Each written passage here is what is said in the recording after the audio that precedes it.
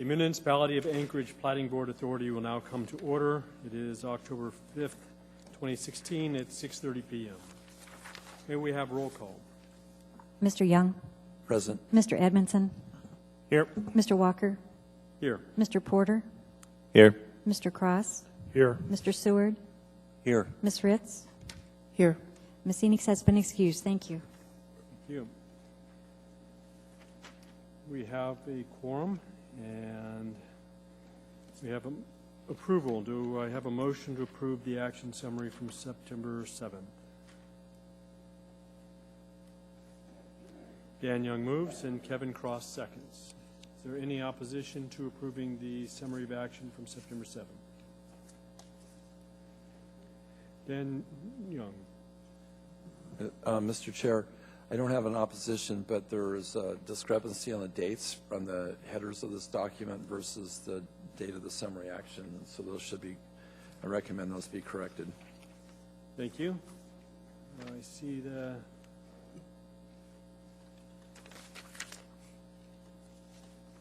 headers need to be corrected. Are there any other corrections to the summary of action?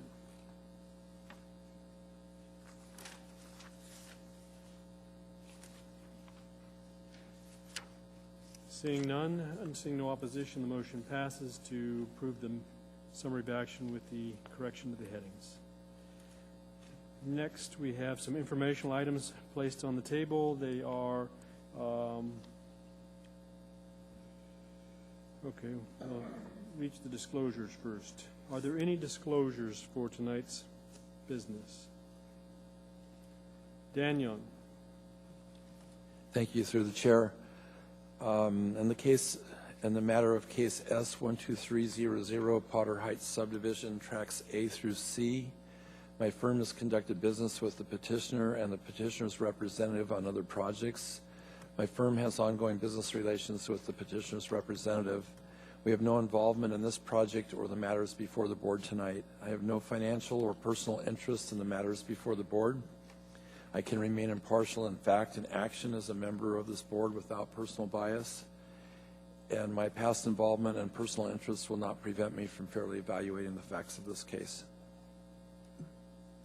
Thank you. May we have a motion directing Dan Young to participate in case S12300?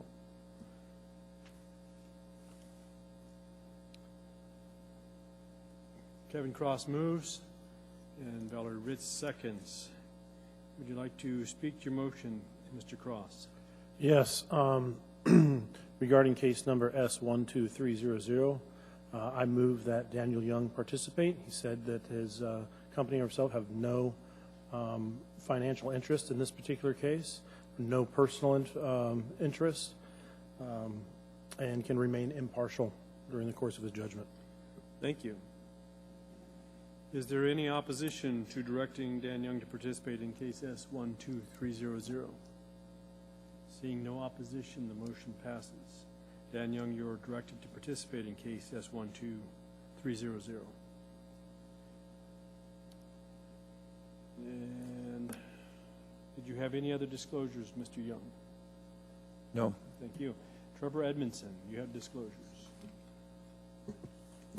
Thank you, Mr. Chair. In case S12300, Potter Heights subdivision tracks A through C, a couple disclosures.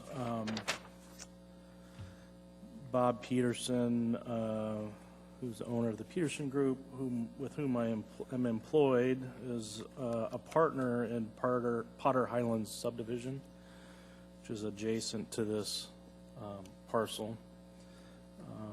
I do have some knowledge of the adjacent project. Do not have any knowledge of this particular property or what's before us tonight, other than what's in our staff packet.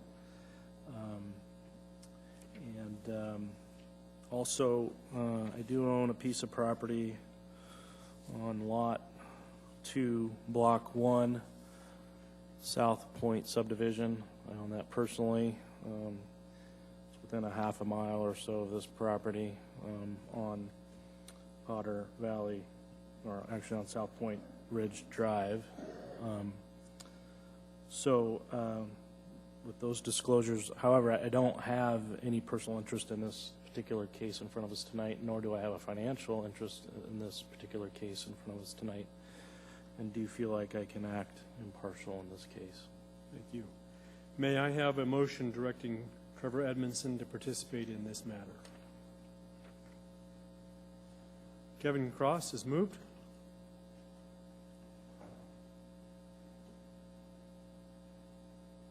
And Valerie Ritz has seconded. Would you like to speak to your motion, Mr. Cross? Yes, regarding case number S12330, direct him to participate in our proceedings. There's been, he says he has no personal involvement, no financial interest, no preordained personal opinion. He has not been in contact with any information outside what's presented in the staff packet and can remain impartial. Thank you. Are there any other findings? Any opposition? Seeing no opposition, the motion to approve Trevor Edmondson to participate passes. Trevor Edmondson, you are directed to participate in case S12300. Do you have any other disclosures? No, thanks. Thank you. And Don Porter. Yes, I also have a disclosure. Thank you. So my firm, Arnhem Consultants, has prepared this plat, and I personally know Dave Hale, the surveyor that prepared the plat. But I do believe that I do not know anything about this specific case, nor do I have any financial interest in the outcome of this case. So I believe that I... Which case specifically? Oh, I'm sorry. Case number S12300. Thank you. Potter Heights subdivision, tract A through C. Okay. And do you have any financial interest in the outcome of tonight's hearing? And I do not have any financial interest in the outcome of this case. And could you remain impartial on this matter? Absolutely. May I have a motion directing Don Porter to participate in case S12300? Dan Young moves, and Trevor Edmondson seconds. Would you please state your motion, Mr. Young? Through the chair, I move to have Don Porter participate in tonight's hearing in the case of I lost the number already, S12300, Potter Heights. That's my motion. Okay. And Trevor Edmondson seconds. Are there any findings that anyone would like to offer?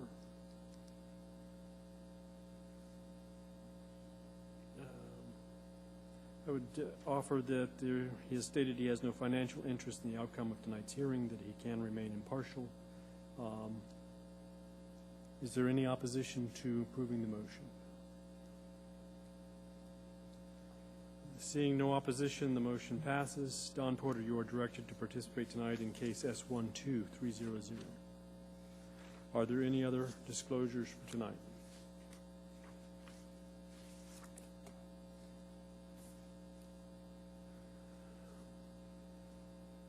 Okay, we'll now move to informational items. We have abbreviated short plat summaries for September 6th, September 12th, and September 19th. These are just informational items, and they should be reflected in the minutes.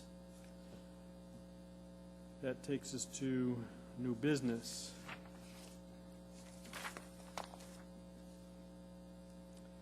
The Platting Board meets each month on the first and third Wednesday, except holidays, as regular meetings. If the Platting Board fails to complete its agenda for its regular meeting, the Board carries over the remainder of the agenda to the following meeting. The procedure by which the public may speak to the Platting Board at its meeting is, after the staff presentation is complete on public hearing items, I will ask the public testimony on the issue. Persons who wish to testify will follow the time limits that have been established on the Commission Rules of Procedure. Petitioners and their representatives give 10 minutes. They may reserve part of their time for rebuttal. Representatives of groups, community councils, PTAs get 5 minutes. Individuals get 3 minutes. When your testimony is complete, you may be asked questions by the board. You may only testify once on an issue unless questioned by the board. We'll start the clock after you've stated your name and spelled your last name for the record. Any individual may have appeal rights relating to any action we take. Appeal of the decision or any of its conditions is governed by Anchorage Municipal Code 2111-304. The decision of the board at the scheduled public hearings becomes final 7 calendar days after the date the decision is made on the record, unless a written request is submitted to the Planning Division prior to the expiration of the 7th day to prepare a written decision based upon the record made at the hearing, and the request is accompanied by a written notice of intent to appeal. Adoption of the written decision by the Planning Board becomes the final appealable decision. Within 20 days of the final appealable decision, an interested party must file with the municipal clerk either a written motion alleging new evidence or changed circumstances per Anchorage Municipal Code 2111-503, or an appeal of the board's final appealable decision per AMC 2130. And with that, may we have staff's presentation for case number S12296, Vista Meadows Estates. Thank you, Mr. Chairman. On February 4th, 2015, the Platting Board approved a first-time extension request for a preliminary plat to subdivide one tract of land into one tract, 7 lots, previously approved on July 17th, 2013. This is the second 18-month time extension request of the preliminary plat. Approval of the first extension expired on August 4th, 2016. The petitioner's request has become necessary due to the lengthy process of the U.S. Army Corps of Engineers 404 Clean Water Wetland Permitting process and a misunderstanding with the Public Works Department regarding allowable road grades within the Hillside District. The time extension request was submitted prior to the expiration of the preliminary plat as required by Municipal Code. In accordance with Municipal Code, current conditions are substantially the same as those which existed when the preliminary plat was originally approved. And based on the non-objection of the reviewing agencies, the Planning Department recommends approval of the second 18-month time extension to April 5th, 2018.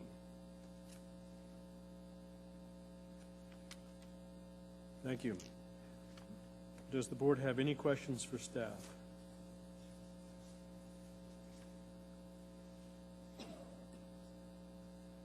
Seeing none, may we hear from the petitioner's representative?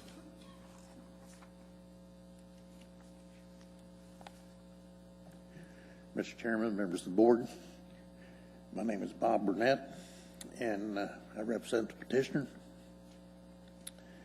When we first started this project, we knew it was not going to be a quick fix. I'm not sure if you really know the history behind this, but my clients loaned a person some money against this property, and he took a backhoe up and started doing some clearing and moving around Little Rabbit Creek and some other things, and EPA had a heart attack. They fined him. He was no longer able to keep the property, so my clients took the property back. I spent about 18 months just dealing with EPA to get them to allow us to subdivide the property, which is the only way that my clients have in getting their money back. After 18 months, EPA finally said that we could go forward with the subdivision, and we started the process and also started dealing with the Corps of Engineers. The Corps process, which I have quite a bit of experience, ended up taking a lot more time than what we thought it was going to take.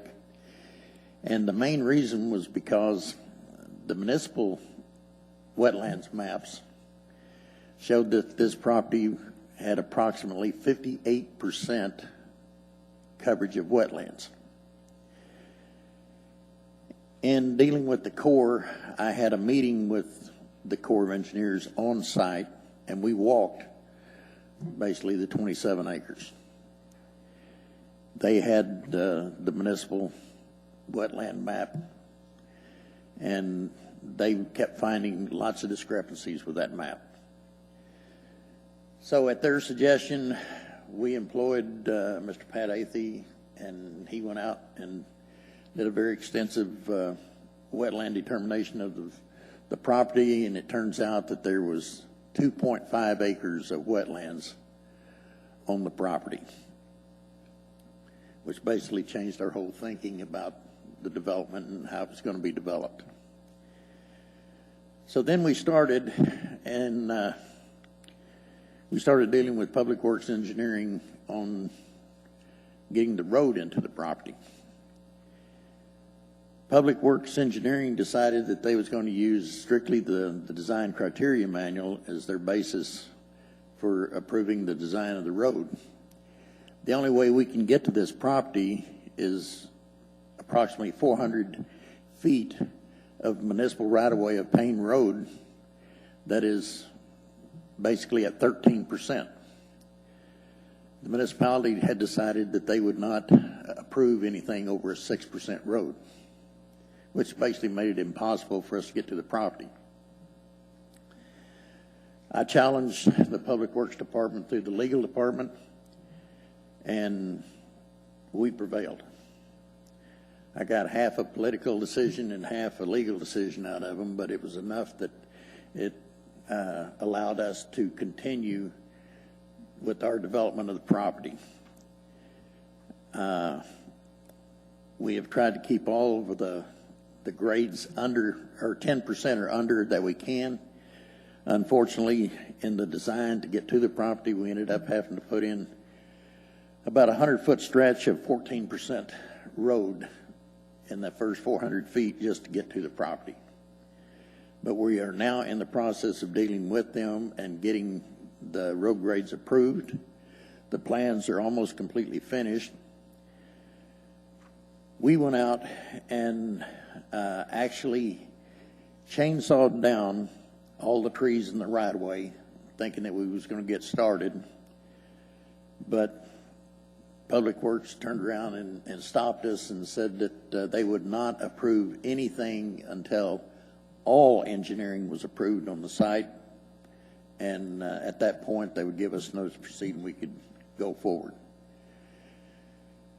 We could have probably got all of that done by now, but we knew that the rainy season was coming upon us, and the last thing we want to do is go up there and disturb ground and have the rain hit us. So basically our plans now is to start in the spring, which gives us all winter to get our plans approved, and we can move forward at that time. Be happy to answer any questions that you might have. Thank you. Does the board have any questions for Bob Burnett? Dan Young. Yes, thank you. Through the chair, on page 1 of our packet, it says that the current conditions are substantially the same as those that existed with the preliminary plat. Is that still a correct statement? In general, yes, I do. And the reason I say that is basically because I have in hand all my core permits. So I'm not sure if I would object to that statement or not. I don't think it's relevant, really. It's relevant to our decision tonight, and that's why I'm asking.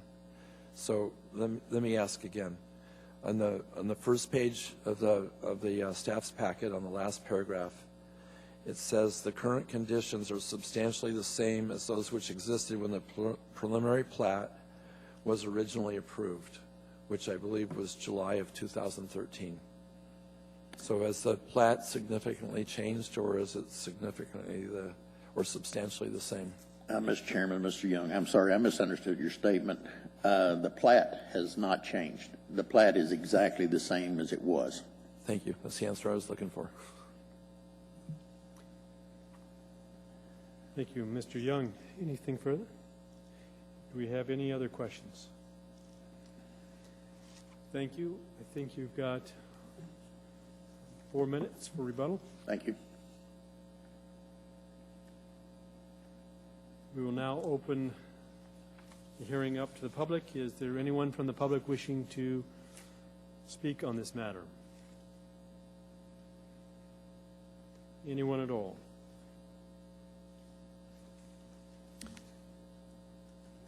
It doesn't look. Please come forward.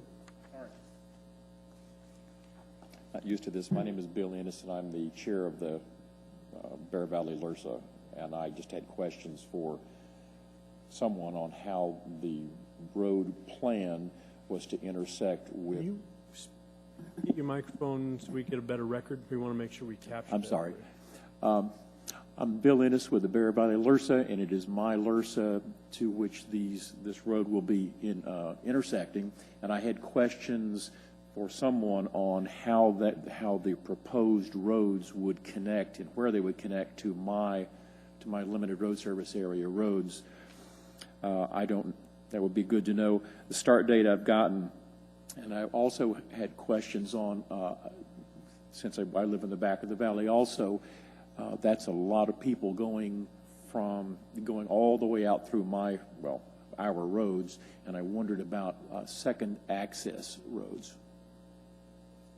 Okay, so your main questions are access and how these proposed roads would intersect with the Bear Valley LRSA roads, our roads, and the possibility of somehow getting second access in there, since everybody in the whole valley has to go out that one road. Fire danger is a real deal. Thank you. Thank you. And if I could get you to spell your last name so we can get that in. E-N-N-I-S. Mr. Ennis. Yes, Thank sir. you. Thank you. Do we have any other questions for Mr. Ennis? Is there anyone else that wishes to speak tonight?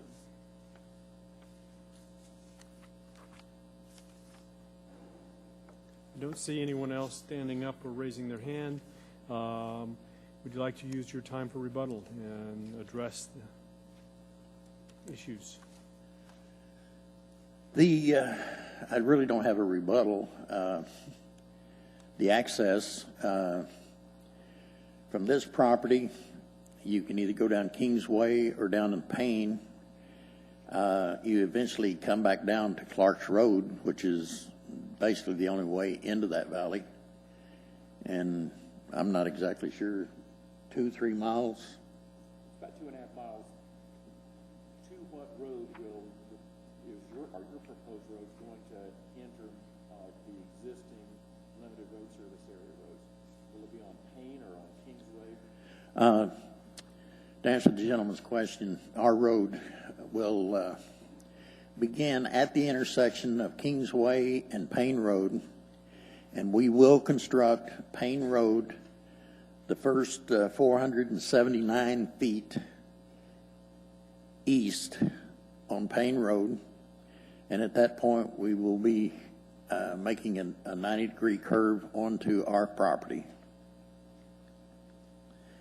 And I might also add that the only grade variant that is a problem is that first 479 feet.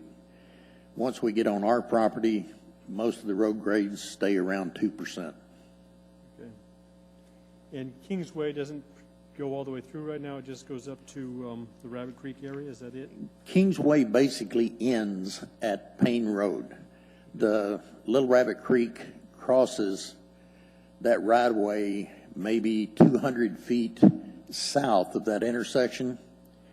And then from the creek going up is about a 30% grade. Okay. Pretty tough to hike, let alone drive on a winter road.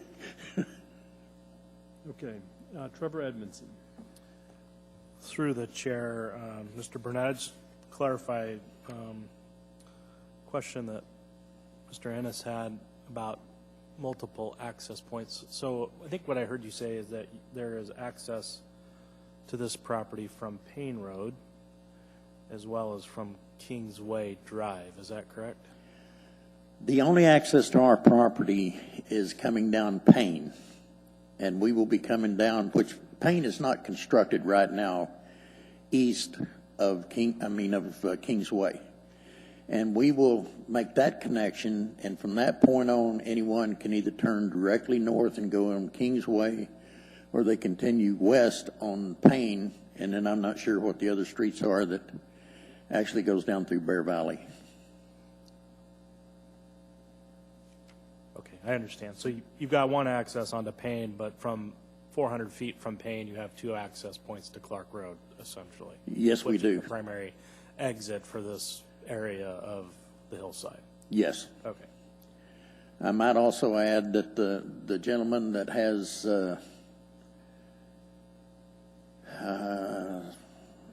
maybe 80 acres to the south of us, Mr. Otto Poling, wants to develop his property, and he would be connecting on into Brewster's Way, I believe. He can't do anything until we get our road in. He has absolutely no access to his property. Originally, we was going to just do a cul-de-sac onto our property, and Mr. Poling came to us and said that if we would continue the road all the way through an additional 300 or 400 feet, whatever it was, that he would be more than happy to pay his fair share of it. Okay. Are there any additional questions? Thank you, sir. Thank you. May I have a motion to approve the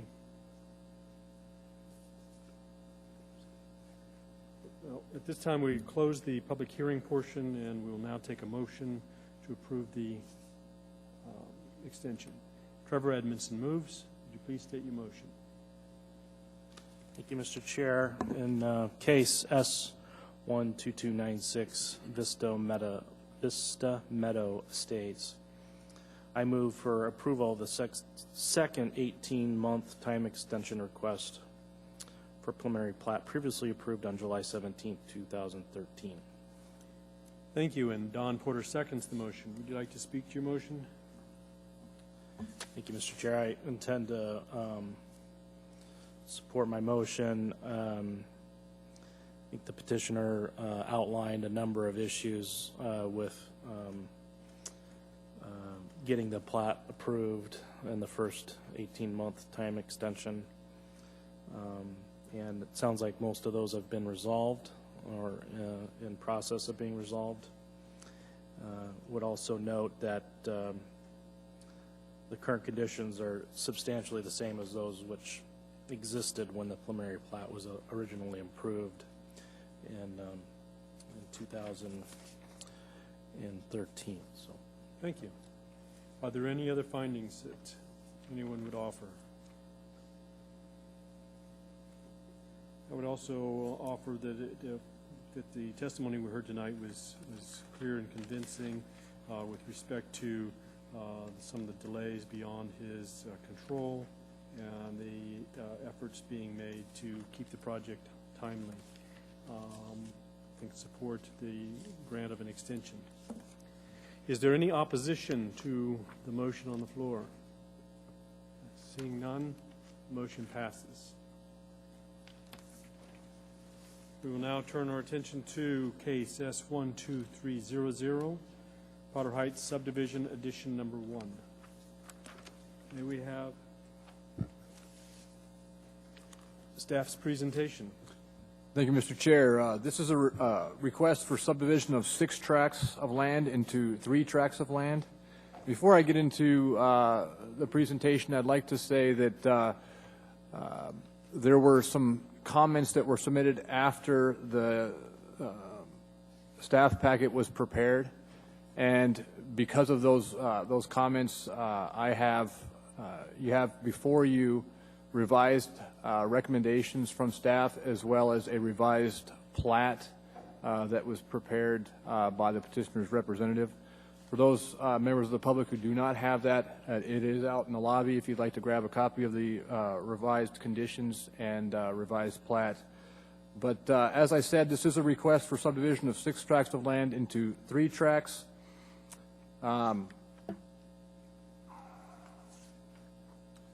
The petition site is located east of Seward Highway on the north and south sides of Potter Valley Road in South Anchorage. The property is zoned PLI, Public Lands and Institutions District. The Potter Valley Land Use Analysis Conclusions and Recommendations section states in part, for parcel 2-144, which is this parcel, shall designate the north end of the property as open space / parkland with use of the property as a neighborhood park and a multi-use trail. It should also transfer management authority to the Parks and Recs Department. Should also designate the central section of the property as residential. It shall designate the southern portion of the property as open space and parkland with the use of the property being an undisturbed open space with transfer of management authority to Parks and Recs Department. This replat is required prior to disposal of the residential property and development of any of the residential sections of the property. The Hillside District Plan shows a proposed primary trail running generally from the northwest corner of the property to the southeast corner. Staff is recommending that the petitioner be required to dedicate a 20-foot wide multi-use trail easement by document and reflected on the final plat. The dedication of this trail easement by document will allow the Heritage Land Bank, the petitioner, the flexibility to adjust the alignment should it be needed due to topographic and constructability issues. With regard to right-of-way and easement dedication, the petitioner had originally proposed to dedicate 60 feet of right-of-way for Potter Valley Road. Potter Valley Road is a collector roadway requiring a 70-foot dedication. The revised plat in front of you shows a 70-foot dedication.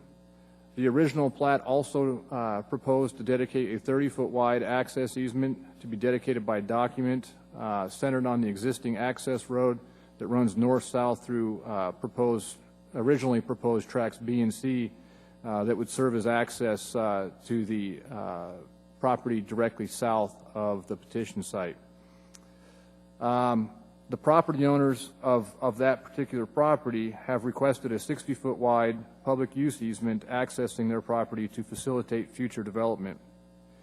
Subsequent to the petitioner's application, the petitioner, the neighboring property owners and staff have agreed to dedicate a 60-foot wide public use easement accessing the neighboring property to the south. This easement will be dedicated by document and reflected on the final plat. The revised plat in front of you tonight has 4 tracts of land. There's one tract, Tract A, directly north of Potter Valley Road. One tract that has been included directly south of Potter Valley Road. Those 2 tracts will remain parkland. The tract described as on the revised plat as Tract C will be developed in the future as residential, and in the southernmost tract, Tract D, will remain open space. I'd be happy to answer any questions that the board has. The revised conditions are in front of you. So I'd be happy to answer any of those questions. Thank you. Thank you. And does the board have any questions for staff? Don Porter. Yes, through the chair, could you circle back on Tract A and tell us what the proposed use of Tract A and Tract B will be? Yes, through the chair, Mr. Porter, Tract A will be a neighborhood park as it is reflected both in the Potter Valley Land Use Analysis and the Hillside District Plan. And Tract B on the revised plat will be part of that neighborhood park. Most likely it'll be a small parking lot that will serve as a parking area to access the trailhead that will run in a south southeast manner through the property.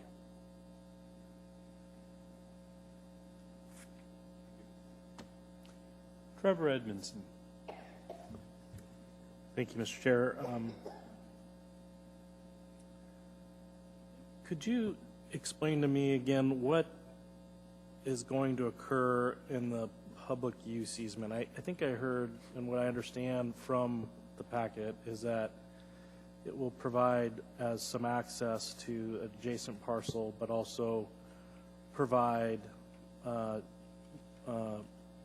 dedicated access for a trail connection. Is that correct? Through the chair, Mr. Edmondson, that's absolutely correct. As the board has seen, and which is typical practice, is to dedicate right-of-way with platting actions to serve as access. In this particular situation, we're dealing with road grades, and that may necessitate moving the location of the road. So in an effort to allow for that flexibility, staff is recommending that the petitioner be required to dedicate a 60-foot wide public use easement that, upon further development of the residential section of this parcel, will be dedicated to right-of-way once proper engineering has been done to figure the best alignment that will most closely meet the design criteria manual and municipal requirements. So it's not typical that we recommend that an easement be dedicated that would serve as effectively a road, but in this particular situation, I think it's the best approach.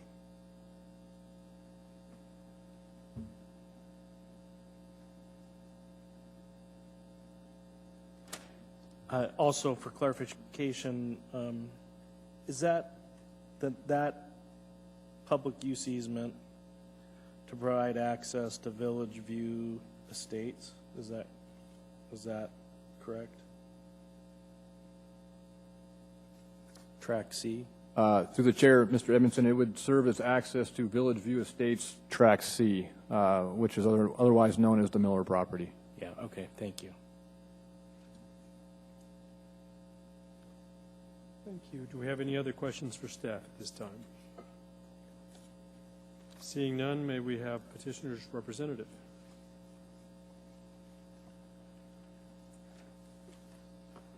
Good evening, Mr. Chair, members of the board. My name's Dave Hale, H-A-L-E. I'm with R&M Consultants representing Heritage Land Bank in the subdivision of this.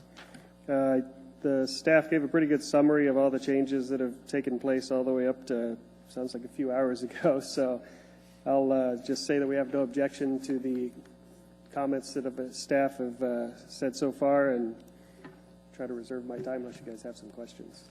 Thank you. You have 9 minutes and 35 seconds. At this time, do we have any questions for Dave Hale?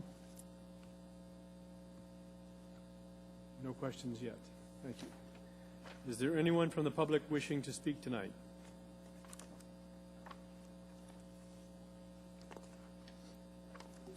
Good evening. My name is Brandon Marcotte with Triad Engineering. Last name's M-A-R-C-O-T-T. I'm here tonight representing members of the Miller family who are in attendance with me as well. As owners of Track C of Villages View Estates, the Millers have a significant interest in this plat as it relates directly to access of their property. Currently, the Millers' homestead is located just south of HLB's property and is accessed by the existing driveway discussed in Condition 2, which is located on page 9 of the staff analysis. Their driveway begins at the existing Potter Valley Road and runs south through what is shown as tracks B and C of the proposed plat, and eventually ends at the existing cabin located on Miller property.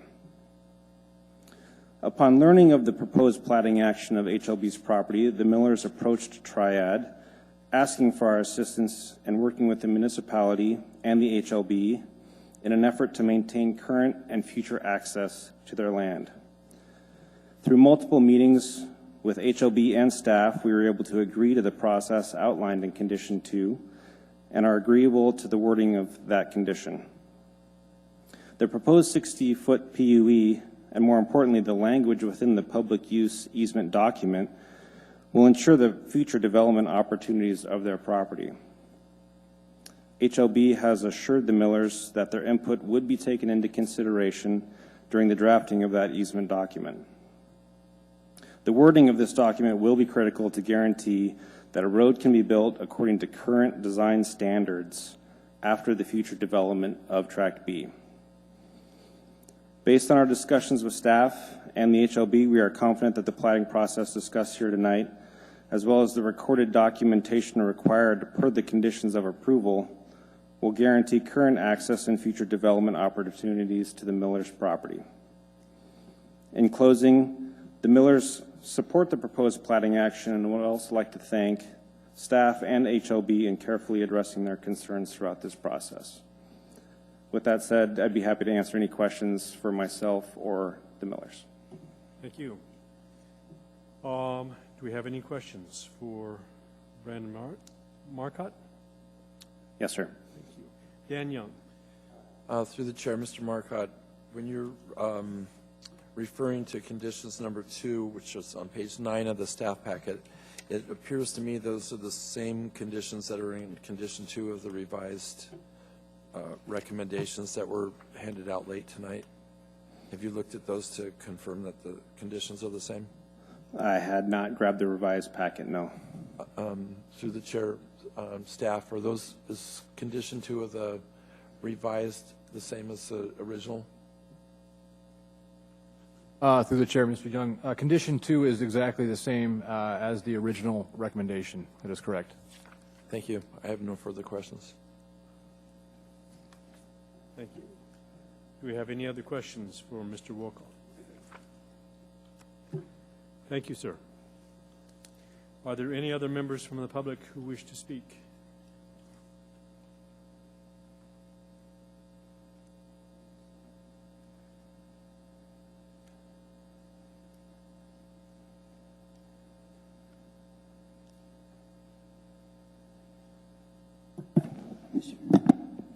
Mr. Chairman, I'm Diane Holmes. Our council hosted a Heritage Land Bank representative in July, and we discussed this. Are you speaking on behalf of the council? No, I'm not. You're on yourself, and your name is? Diane Holmes. Diane Holmes, thank you. Go proceed. And we agreed at that meeting, and the minutes reflect that there should have been plat notes on the plat requiring a building of the trail at the same time the road, if not before, was built. We also discussed a trail right-of-way, not an easement. And I'm concerned, a little bit confused about this. We've had problems elsewhere in our council when a pedestrian facility has been an easement across property and not built before the land was sold, and the real estate agent not informing the owners of the easement. So it's always better, from what we have discovered, to have a true right-of-way. You may wish to discuss this because we don't want to have similar problems. So I'm asking you to potentially amend to have a trail right-of-way, not easement. And the second point I'd like to make of 3, it's not always possible to have volunteer organization keep track of comments, and documents don't always get to the council. So we did not see this final plat until our September meeting. And then we began to investigate that whether or not the Potter Valley land use analysis had been consulted, and we learned it had not. Now, the Hillside District Plan calls for a trailhead in this Potter Valley location. However, the Hillside District Plan lacks details to flesh out its goals and policies. However, the Potter Valley study has many details pertaining to this particular parcel, and it was adopted. That study was adopted as part of an element of the comprehensive plan in '99, so it does have the weight of law on it. And I am glad that there has been some amendment to have this required North Sector Tract A park extend over the road to the south. However, I think that there's still some confusion as to what the Potter Valley study requires. And on your supplementary number 1, on page 48, well, it's not really page 48, under Neighborhood Park and Trail, it says that, and I'll read part of it, the future park site extends south approximately 1,100 feet and will be 8 acres. And it said, I'll be finished in 1 moment, sir. Well, And it says that, hang on, the time is up, but we'll see if we have any questions for you. Do we have any questions for Ms. Holmes?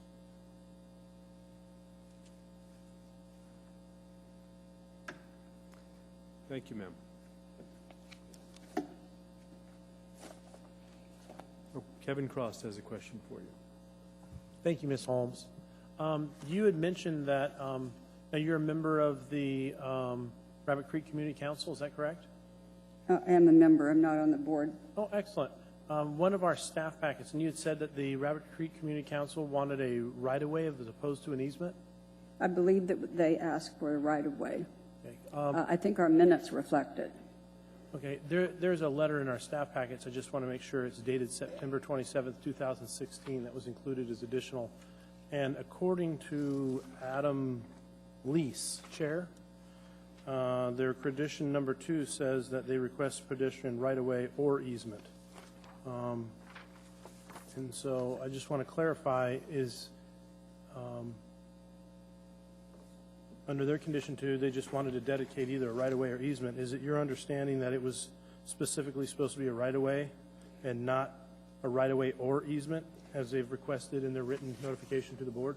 I think the next speaker who's speaking for the council can clarify that, and that may have been a slight misunderstanding by the chair as to the difference. Okay. But we have found, unfortunately, that a right-of-way may solve problems later.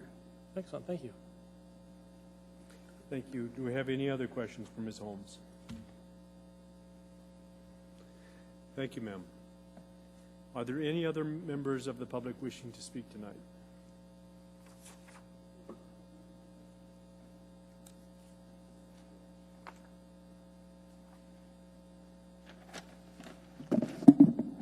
Good evening. My name is Nancy Pease, and I'm speaking this evening on behalf of Rabbit Creek Community Council, on behalf of the chair. I'm a board member of the council. So you have in your packet a letter from Adam Lease dated September 27th as noted, and I can elaborate a little bit and then respond to the revised conditions presented by staff.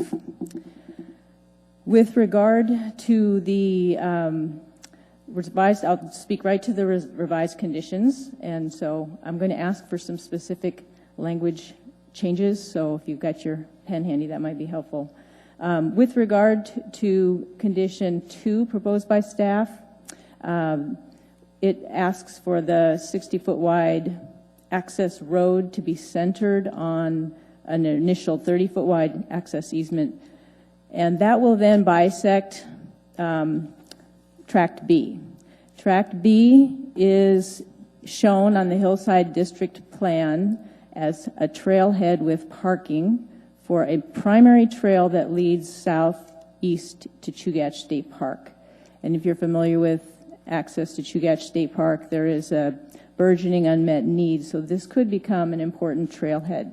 That being the case, Tract B is 1.3 acres, and if the 60-foot right-of-way is not positioned carefully, that may limit the area available for a parking lot. No one wants a parking lot butted right up against his or her residential property, so it's a fairly small lot with a 60-foot slash across it. So I would like to ask that condition 2 have the additional language, location to be resolved with planning and the non-motorized trails coordinator. That's to make sure that a future parking lot could be fitted in there and still provide buffers and privacy to adjoining future residents. On condition 3, dedicate by document 20-foot wide trail easement. The council in its letter had requested a 30-foot wide trail easement because, again, this is a primary pedestrian access to Chugach State Park, the only developed access along about a 3-mile stretch. There's a big gap here and a big need. And then with regard to your question, right-of-way versus easement, the letter from Adam Lee says, note, section, it quotes Title 21, 040D, recommends securing a pedestrian right-of-way rather than an easement. And I believe that's based on our council's experience that an easement across private property makes it a little harder sometimes to maintain the property. A right-of-way, it's very clear that it's for transportation purposes. So I think a right-of-way was the request, and a 30-foot wide right-of-way for pedestrian access. Then moving down to the staff's revised conditions number 7, I would like to reiterate the council's interest that these be plat notes, because so often adopted plans sort of get forgotten. People, developers, residents, they go to the plat. So it's important that these notes be on the plat. And with regard to the last condition, so that would be 7D on the revised conditions, I'd like to offer some amendments to this language. I'd like to suggest that it read, any development of tracts within this subdivision shall conform to the, and strike recommendations, and simply say to the Potter Valley land use analysis, and add the words and Hillside District Plan. The reason being both of those are adopted by ordinance. They are adopted plans. And then continue with the comma, which specifies tracts A and B as municipal, neighborhood, park, and trailhead, and tract D as municipal open space.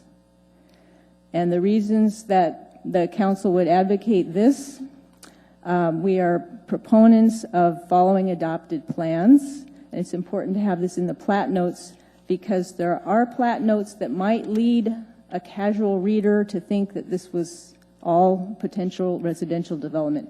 Current plat note 8 says no residential structures are allowed on tracts A, B, C, or D prior to a full soils investigation being performed and reviewed by the municipality of Anchorage. And as I understand from Ms. Ward, that was so that the soils investigation wouldn't have to be done prior to this plat. But in fact, tracts A, B, and D are not intended for residential development. The reference on the plat right now could be clarified by adding the language that I proposed. Thank you. Or do we have any questions for Ms. Pease?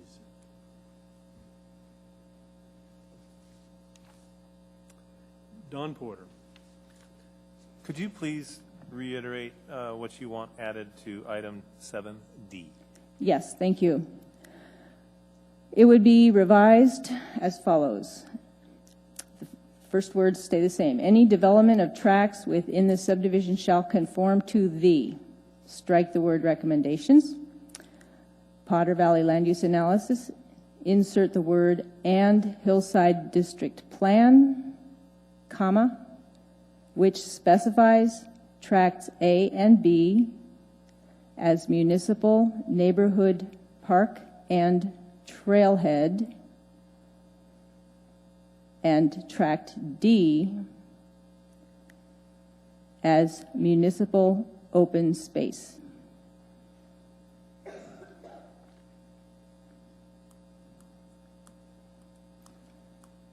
And again, this specifically clarifies the plat because there's a note on there that hints at residential development on any of these tracts.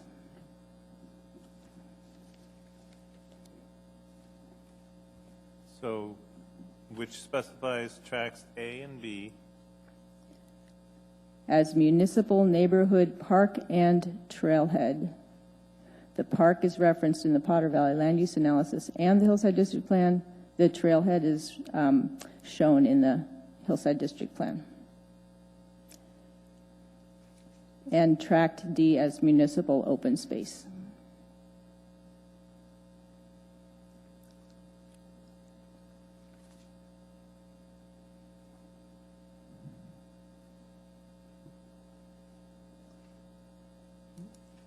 To the chair. Yes, sir. So this sort of is reiterating what's in the plan. Yes, that's correct. And the reason being, as I said, that developers and members of the public tend to rely very heavily on plats. And the Potter Valley land use analysis is probably not on most people's radar screens. And even with the Hillside District Plan, for example, when staff asked for comments on it, you know, the appropriate transportation planner didn't get back with regard to the trail and trailhead. The council knew about it, so the council drew attention to it. But it's hard when developers and the members of the public have to go to multiple sources. Thank you. Thank you. Any other questions? Thank you, Ms. Pease. Thank you. Do we have any other members of the public wishing to speak tonight?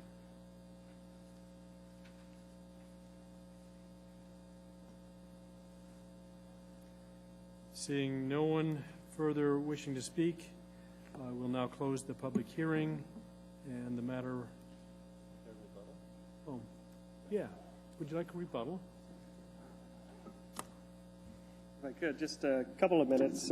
First of all, I'd like to talk about the right-of-way issue. An easement and a right-of-way they are the same thing. They're talking about dedicated right-of-ways. What we're trying to do with this, there's not a full-blown topo survey of this whole area, so no one knows the best place for the trail or the road. So if you dedicate a right-of-way on the plat and you want to move that, you need another platting action to do it. And that's why we want to do it by document, so we can easily move it to make the road conform with requirements and to put the trail in a good location. So if things need to be moved later, a lot easier to do with a document. As far as the note changes, I don't know that the subdivision plat is the place to reiterate things that are, you know, part of plans that are in place and available publicly for people to see. You know, people are doing a lot of planning all the time. Our plats would be pretty full if we had to put all of that verbiage on here as well. We are following those. We're following 2020 plans. We're following a lot of different plans, but they don't necessarily, I don't feel, have a place for monumentation on our subdivision plats. Thank you. Thank you. Do we have any other questions? Don Porter has a question for you, sir. I apologize. I wasn't intending to be chatty tonight. I think the question was not about dedicating the right-of-way now on the plat. You note that it's to be done by document. The question that I see it, is it an easement or a right-of-way? Do we have to, can we just call it a right-of-way by document? The fact that it's a public use easement makes it a right-of-way. It's the public's right to access, you know, that corridor. So it is a right-of-way in the generic sense. You know, legally, you can't just call things a right-of-way. You have to say what type of right-of-way it is. Is it an easement? Is it as a dedicated right-of-way that you see on subdivision plats? There's a distinction. An access easement is a right-of-way, but it's for a specific person and specific parties, not for everyone. So when you think about rights-of-way, you have to first say what type of right-of-way is it. Is that helpful? So then the 20-foot trail easement will still be a public use easement? It's a right-of-way for the public for trail uses. So if it's a trail easement, 20 feet wide, then that's used for trail purposes. And if it's for the general public, then they have the right to access it. So yeah, it's an easement and it's a right-of-way. If I give you an easement across my property and say, you, Mr. Porter, can cross through this 20-foot corridor, you've got the right for that. And it's your right-of-way, but it's not for anybody else.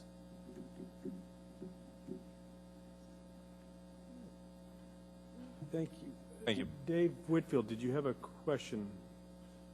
Through the chair, to the board, I just have a couple comments, if you don't mind. I'd like to address Ms. Pease' comments. To start, with regard to the 60-foot wide public use easement, the intention has always been that the alignment of the easement could potentially change, and so to add in verbiage that speaks to resolving with the non-motorized transportation coordinator as well as planning the location of that particular easement, that's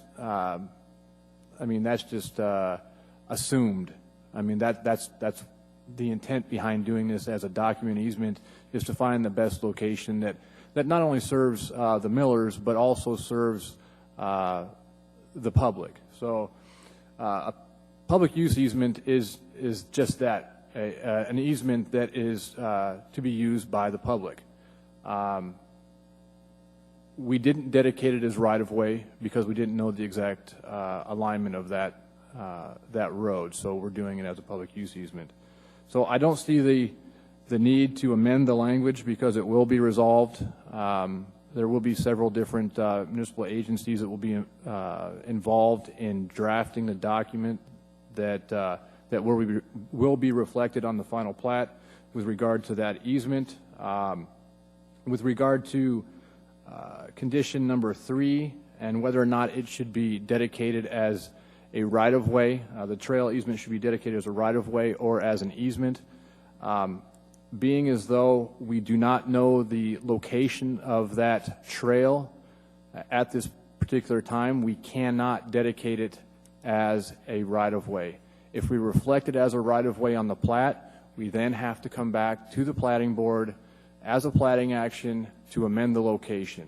If we dedicate it as an easement by document, we have the ability to relocate that trail in its best location. Our intent, my intent in reviewing this plat is to ensure that the Heritage Land Bank complies with both the Hillside District Plan and the Potter Valley Land Use Analysis. So, I don't see where it's necessary to dedicate it as a right-of-way as opposed to an easement. Staff is also recommending that the trail easement be 20 foot wide. I had a conversation with Brooke Blessing, who has assumed the role of the non-motorized transportation coordinator, and she has assured me that a 20-foot easement is ample to serve this trail.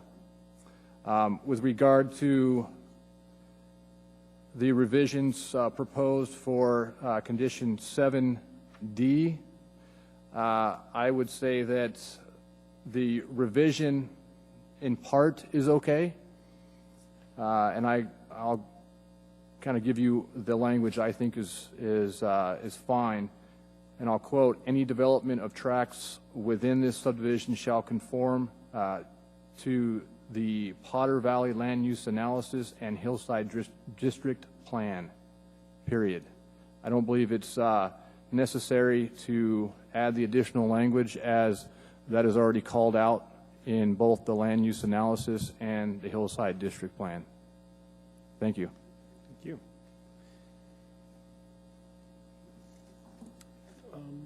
Don Porter. Here I go again. So on item 2, we don't have the location to be resolved with planning and trail coordinator, yet item 3 does have location to be resolved with planning and non-motorized. So if you say it's assumed, then why not say it in both notes? Is there any objection? Through the chair, Mr. Porter, the idea is to not encumber the property beyond what is absolutely necessary.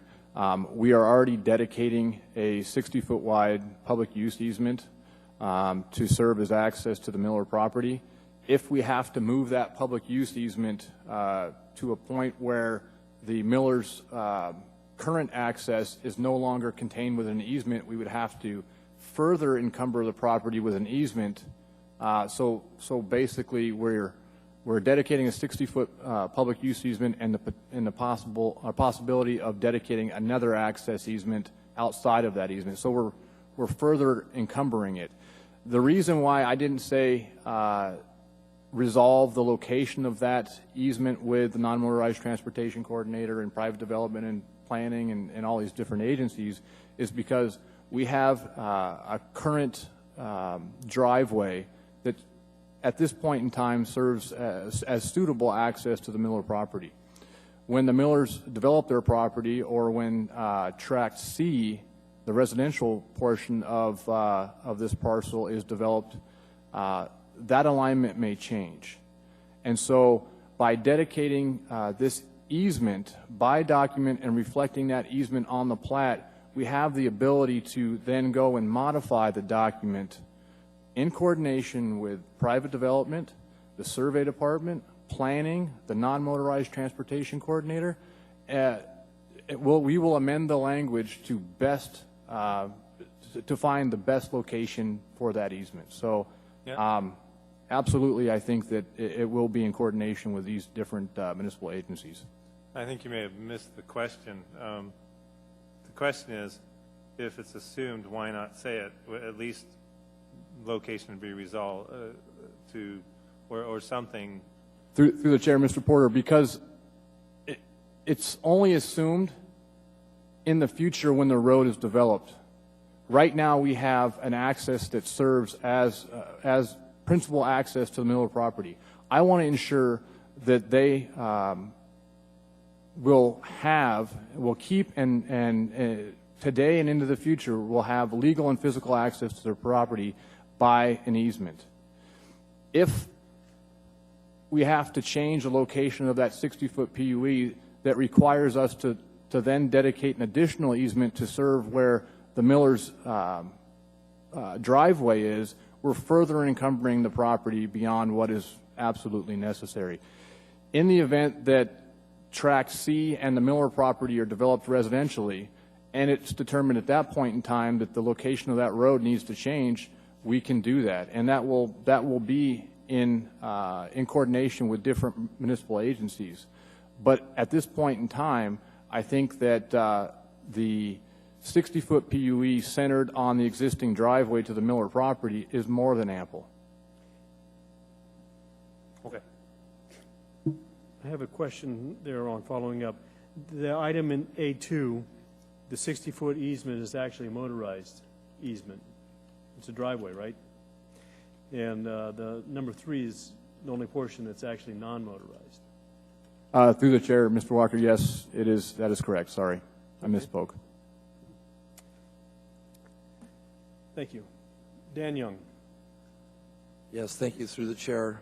Mr. Hale, one of the issues that came up is whether or not there would be adequate parking. Would you address that, please?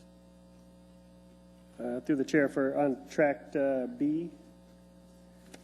Correct. So that was the purpose of reconfiguring these last minute, is so that we could have the parking on that tract. You've got almost an acre and a half as kind of a trailhead and a parking. I don't think that they want to have flat top type parking, but you know, enough parking spaces for people, and that seems like it should be big enough. You'd have to go out and survey and get the topography, but that is the purpose of Tract B, is to provide all that parking. Did I miss? Does that answer your question? Yes, it does. Okay.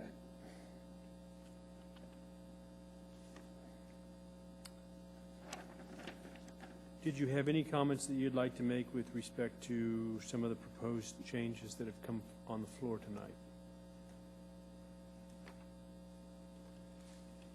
How about specifically on the 7D? I guess you've already said your piece on that, yes? Mr. Chair, I believe that we'd be fine with the staff recommendation, Okay. not the rest of it. And could you speak at all about why 20 feet is enough and that the request to have 30 feet is excessive? Mr. Chair, for a trail, it's basically going to be a gravel trail, and they decide where it's going to go. It's not going to be super wide. In fact, people don't want them to be wide. They want it to be like the wilderness. So you make a narrow trail, and then you have brush that will fall within that as well, and it'll provide some shield. So 20 feet is is reasonable for a foot trail and leaves room for, other purposes on the tracks. If we encumber all of these tracks with trails and road easements, there will be no other use for them. Dan Young, did you have a question? No. Okay. Sorry. Thank you, sir. Don't think I see any other questions for you. Thank you. Thank you. So we'll close the public hearing portion, and the matter now rests with the board. May I have a motion to approve the plat?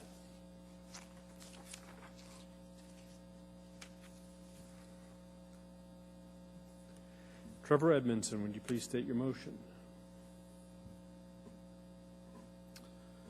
Thank you, Mr. Chair. In case S12300 Potter Heights subdivision tracks A through C, I move for approval of the plat for 24 months, subject to the following conditions that have been amended from the staff packet. I'm not sure quite how to describe the note.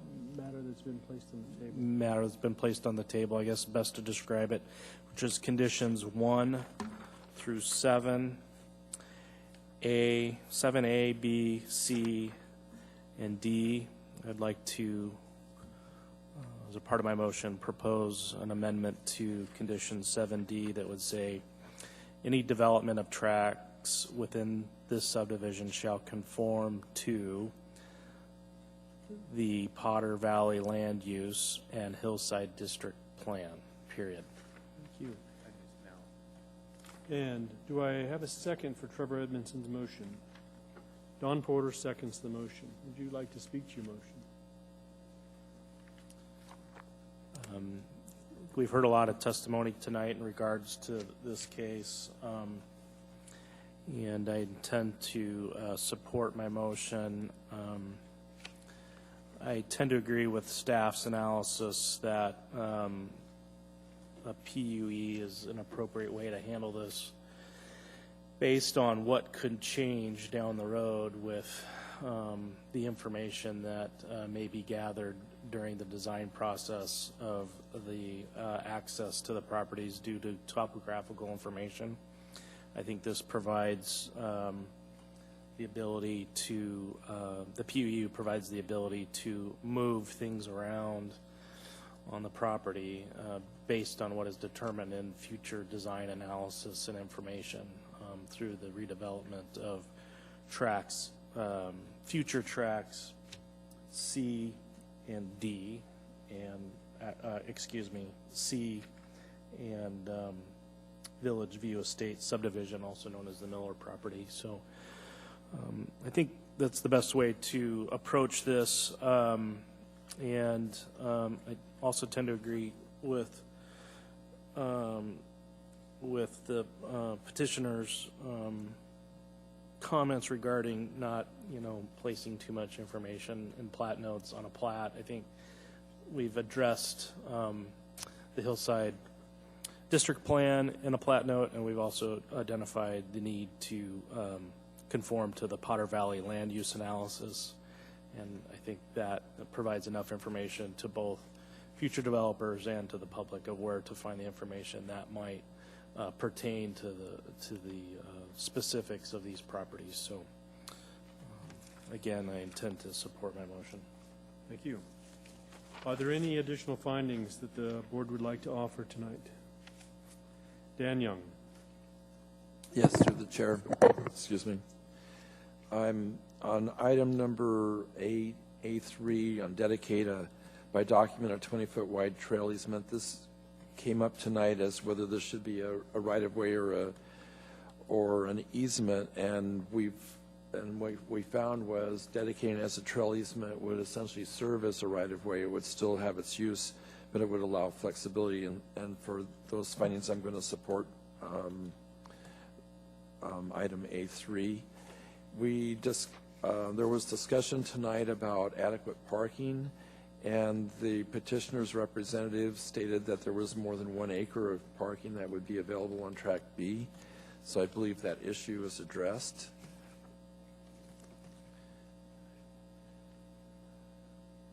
There was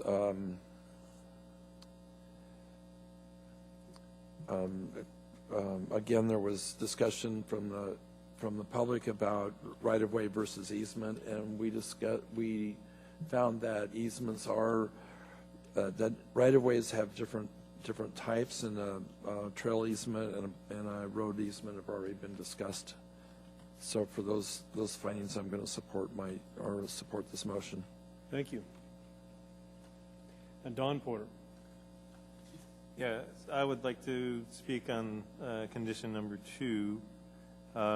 There was a request from RCC to add location to be resolved, and the current motion on the table does not include that.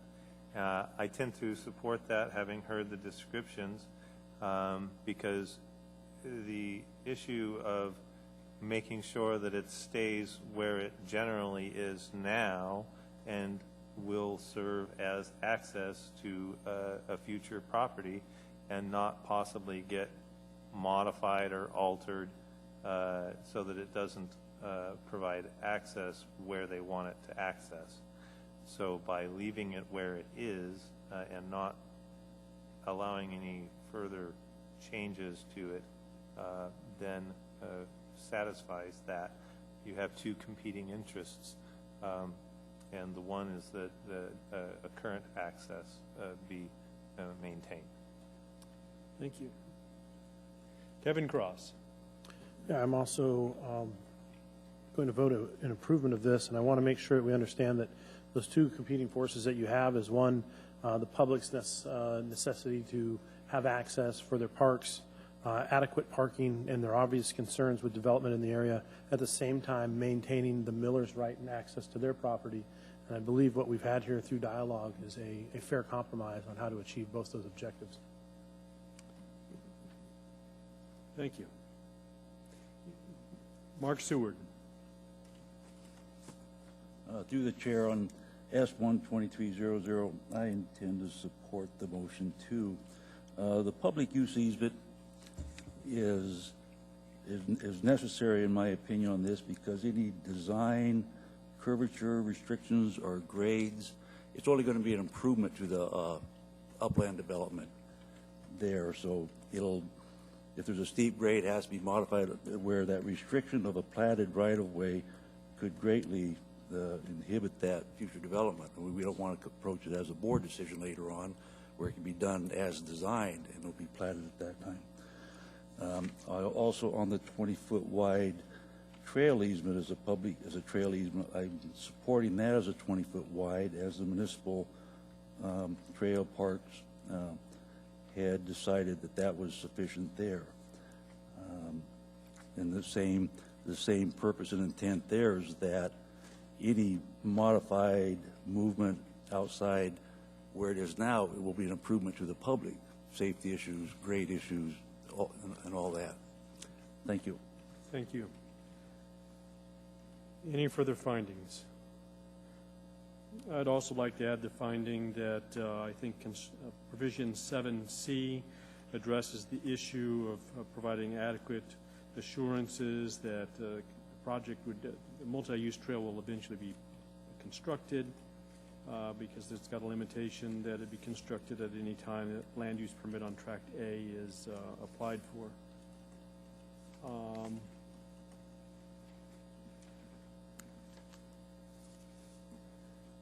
Is there any opposition to the motion on the floor? Seeing no opposition, the motion passes.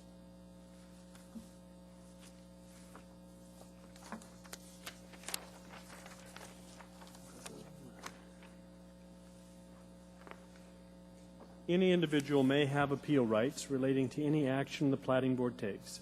Appeal of this decision or any of the conditions is governed by Anchorage Municipal Code 21.11.304.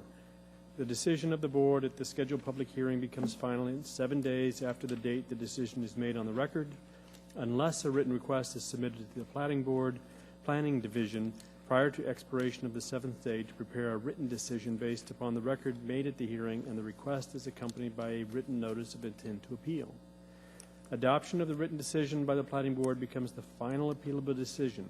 Within 20 days of the final appealable decision, an interested party must file with the municipal clerk either a written motion alleging new evidence or changed circumstances pursuant to Anchorage Municipal Code 21.11.503, or an appeal of the board's final appealable decision per Anchorage Municipal Code 21.30. Are there any appearance requests tonight from the public? Are there any other persons to be heard? Any reports from the secretary or committees? Any board member comments? Then we now stand in adjournment at 7:50.